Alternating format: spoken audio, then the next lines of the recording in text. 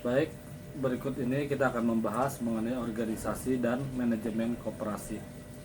Di pengertian organisasi, bentuk organisasi menurut Hanel bahwa bentuk organisasi koperasi itu adalah suatu sistem sosial ekonomi atau sosial teknik yang terbuka dan berorientasi pada tujuan. Bentuk dari organisasinya terdiri dari subsistem koperasi yang terdiri dari individu, pemilik dan konsumen akhir. Ya. Kedua, pengusaha perorangan atau kelompok pemasok atau supplier. Kemudian yang ketiga, badan usaha yang melayani anggota dan masyarakat. Jadi bentuk organisasi lagi tadi menurut Hanel, menurut Robke, ya, menurut Robke itu bentuk koperasi memiliki identifikasi ciri khusus, yaitu kumpulan sejumlah individu dengan tujuan yang sama, yaitu kelompok koperasi. Kemudian kelompok usaha untuk perbaikan kondisi sosial ekonomi, yaitu swadaya kelompok koperasi. Kemudian pemanfaatan koperasi secara bersama oleh anggota atau perusahaan koperasi. Koperasi bertugas untuk menunjang kebutuhan para anggotanya, penyediaan barang dan jasa. Ya. Misalnya apa, koperasi pada suatu perkantoran, jadi di situ menyiapkan barang-barang kebutuhan untuk karyawan atau di perusahaan tersebut. Nah, subsistemnya terdiri dari ada anggota koperasi, ada badan usaha koperasi, ada organisasi dari koperasinya itu sendiri. Bentuk organisasi di Indonesia, struktur organisasi di Indonesia ada berupa rapat anggota, ada pengawas, ada pengurus, ada pengelola. Nah, rapat anggota biasanya membahas mengenai penetapan anggaran dasar. Jadi tertinggi ini ya kalau rapat anggota ini. Kemudian kebijaksanaan umum mengenai manajemen, organisasi, dan usaha-usaha yang dilaksanakan oleh koperasi. Kemudian di rapat anggota tadi membahas juga pemilihan, pengangkatan, dan memperhatikan pengurus dan juga pengawas dari koperasi. Kemudian selanjutnya membuat rencana kerja, rencana budget atau anggaran, dan pendapatan serta pengesahan laporan keuangan. Kemudian rapat anggota tadi juga mengesahkan pertanggungjawaban. Kemudian di situ juga pembagian SHU atau sisa hasil usaha. Kemudian penggabungan, pendirian, peleburan, dan pembubaran jika koperasi tidak dapat dilaksanakan atau dilanjutkan lagi. Kemudian pengurus biasanya melakukan kegiatan, yaitu mengelola koperasi dan anggota, kemudian mengajukan rancangan rencana kerjanya, anggaran pendapatan dan belanja koperasi. Ya. Kemudian menyelenggarakan rapat anggota atau di pengurus ya, mengundangnya. Kemudian mengajukan laporan keuangan dan pertanggungjawaban. Kemudian selanjutnya menyelenggarakan pembukuan keuangan dan inventaris secara tertib. Dia harus administrasi, baik itu laporan neraca keuangan, juga aset inventaris yang dimiliki itu harus tercatat. Kemudian memelihara daftar anggota dan pengurus. Jadi jangan sampai merekrut anggota sebanyak-banyaknya berarti dilupakan. Akhirnya orang yang sudah mendaftar, sudah membayar pergantian pengurus kan diganang lagi, padahal duit orang ada di situ, kan bisa itu ya. Jadi pengurus juga memiliki wewenang, yaitu mewakili koperasi di luar dan di dalam pengadilan apabila terjadi sengketa. Kemudian memutuskan penerimaan dan penolakan anggota baru dan pemberhentian anggota. Jadi pengurus itu ya wewenang menerima, menolak apabila orang ini bermasalah hendak bergabung jadi kedusa diterima, misalkan tuh wewenang dari pengurus, atau mengampihi anggota. Kemudian memanfaatkan koperasi sesuai dengan tanggung jawabnya. Kemudian selanjutnya pengawas ya. Pengawas ini memiliki kegiatan yaitu bertugas untuk melakukan pengawasan kebijakan dan pengelolaan koperasi. Kemudian berwenang untuk meneliti catatan yang ada dan mendapatkan segala keterangan yang diperlukan. Artinya pengawas ini bisa memiliki hak betakun, mengontrol dari jalannya proses pengelolaan koperasi oleh pengurus ataupun manajemen, ya.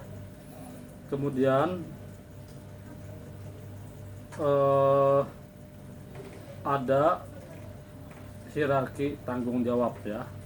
Hierarki tanggung jawab dalam koperasi. Jadi di situ ada pengurus, ada pengelola, ada pengawas, ada anggota. Nah, jadi pengurus itu di atas dari pengelola. Anggota aja koperasi ini kan didirikan atas iuran atau iuran pangkal kan, iuran wajib, simpanan pokok, simpanan wajib, simpanan sukarela. Uang pendaftarannya kan pangkal, jadi artinya bahwa kepemilikan itu ada di tangan anggota. Jadi tertinggi adalah anggota. Kemudian di situ ada pengurus. Nah, di bawah pengurus ada pengelola atau manajemennya. Nah, di mana kedudukan pengawas? Pengawas itu di kontrol garis apa biasanya dianukan, bukan garis putus-putus, ya, artinya kontrol ke pengurus. Di pengawas itu bukan di bawah pengurus, ya. Kalau pengawas itu pengawas sejajar dengan pengurus tapi bisa mengontrol, garis putus ditandakan. Pengurus, ya, kita ketahui dulu pengertian tadi pengurus. Yang dimaksud pengurus ini adalah keterwakilan anggota koperasi yang dipilih melalui rapat anggota. Artinya pengurus koperasi itu adalah otomatis dia adalah anggota dulu. Dia tidak bisa bukan anggota koperasi menjadi pengurus, tidak bisa, ya. Jadi pengurus itu adalah perwakilan anggota koperasi yang dipilih melalui rapat anggota yang bertugas mengelola organisasi dan usaha. Kedudukan pengurus sebagai penerima mandat dari pemilik koperasi, dalam hal ini anggota, yang mempunyai fungsi dan wewenang sebagai pelaksana dari keputusan rapat anggota, sehingga sangat strategis dan menentukan maju mundurnya koperasi. Jadi ini ditetapkan dalam Undang-Undang Koperasi Nomor 25 Tahun 1992 Pasal 29 Ayat 2. Kemudian pengelola atau manajemen.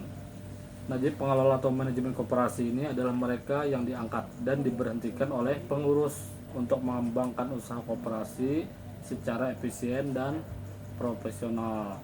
Jadi kedudukan pengelola adalah sebagai karyawan atau orang-orang profesional yang diberi wewenang oleh pengurus dalam mengelola kegiatan atau usaha-usaha supaya mendatangkan laba atau keuntungan bagi koperasi. Kemudian pengawas. Pengawas adalah perangkat organisasi yang dipilih dari anggota dan diberi mandat untuk melakukan pengawasan terhadap jalannya roda organisasi dan usaha koperasi. Nah, dia pengawas itu dari anggota juga. Nah, kalau pengelola tadi bisa aja bukan anggota, cuma dia dikenal orang yang profesional. Nah, kalau pengawas itu dari anggota, harus anggota, ya.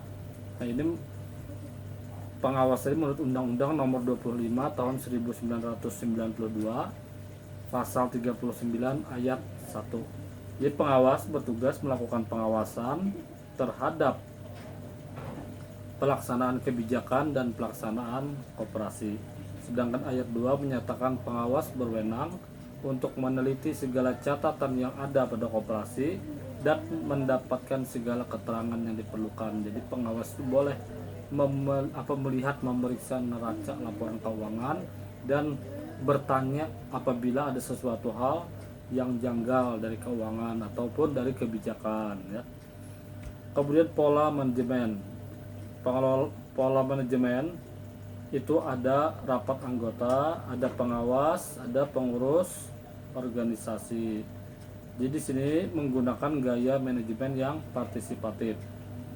Kemudian terdapat pola job description pada unsur dalam koperasi. Artinya ada pembagian kerja yang jelas di dalam koperasi. Kemudian setiap unsur memiliki ruang lingkup keputusan yang berbeda atau decision area. Seluruh unsur memiliki ruang lingkup keputusan yang sama. Maksudnya di sini adalah shared decision areas. Jadi seluruh unsur memiliki ruang lingkup keputusan yang sama. Artinya ada kebersamaan dalam hal membuat keputusannya, ya. Jadi itulah pola manajemen dari koperasi. Jadi saya ulang bahwa pola manajemen tadi terdiri adanya rapat anggota. Ini yang tertinggi tadi ya, seperti yang saya katakan di awal tadi. Ini adalah rapat anggota yang tertinggi.